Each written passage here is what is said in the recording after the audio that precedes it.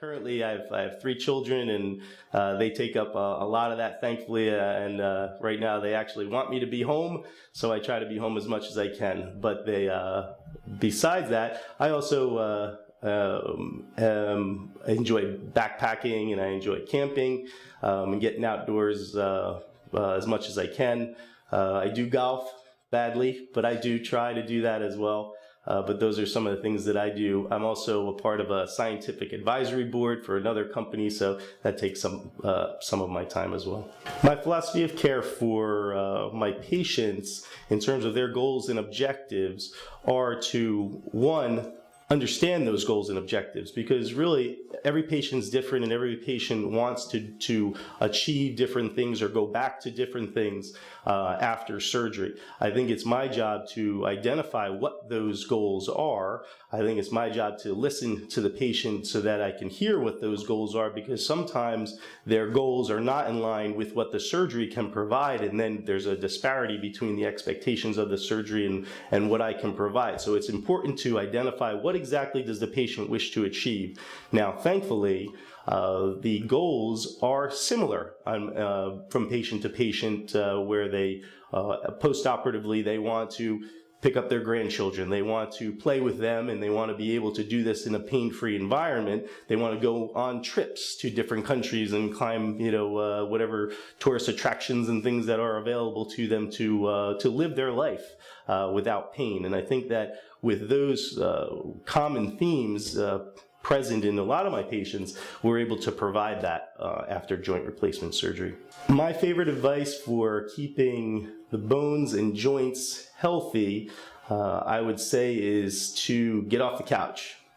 The best thing for patients with arthritis is low impact aerobic activity, i.e. movement, getting out and doing things. It may seem counterintuitive at first because you're saying, well, I have a joint that isn't really working very well. Well, if I walk on it more, it actually hurts. Well, stiffness is a big part of arthritis, and when you stop, when you have an arthritic patient, they stop and start again, that's when actually the pain is worse. So fitness and getting out and doing something, I believe, does several things. One, it's good for the soul to get outside and to just be outdoors and to smell the roses, so to speak. But you also are promoting a more healthful lifestyle by burning calories and keeping the joints lubricated and feeling well. So I think that the old adage of if you don't use it, you lose it type of thing is present. You have to get up, you got to get moving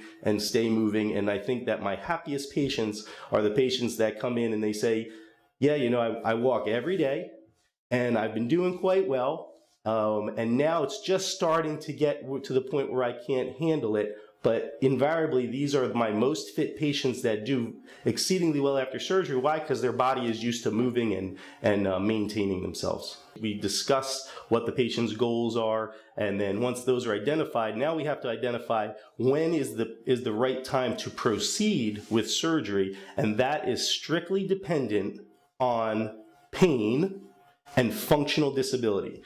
So if the patient has a horrible X-ray, and the X-ray meaning that the pictures that are representing the patient's arthritis of the knee, say, and we look at it and the bones are touching and the patient is bone on bone, we say, and they're on X-ray are looking very bad, but the patient says to me, yeah, but doc, I'm doing everything that I need to do. They are not a candidate for surgery.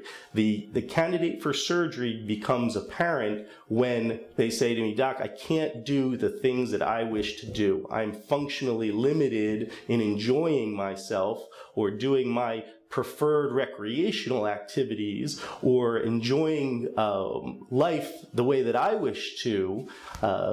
That is the patient that is ready for surgery. What inspired me to become an orthopedic surgeon, I guess, dates back to when I was very young. My father used to tell us what we were going to be when we grew up. But that actually stuck. I don't know exactly why, but my father was a big influence in that. He was very mechanical and very mechanically inclined, I should say. And we had a lot of tools and things around the house, and he was constantly fixing things. And when I went through medical school and explored all the different areas of surgery versus medicine, the fixing portion of me, I guess, that I grew up with my dad was always resonating in the background, and it just seemed like a very good fit for me. What gives me pride to work in New Jersey, and specifically in this area, is multifaceted. I was born in New Jersey. I was raised in New Jersey. I was educated in New Jersey.